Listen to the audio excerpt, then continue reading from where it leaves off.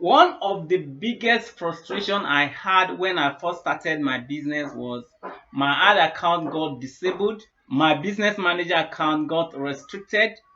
page restricted from running advertisements on Facebook and Instagram, and finally my profile got restricted. It was so frustrating for me then,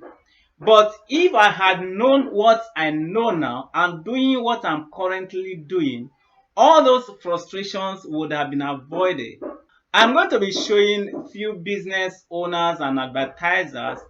what I'm currently doing that is keeping all my ad accounts healthy,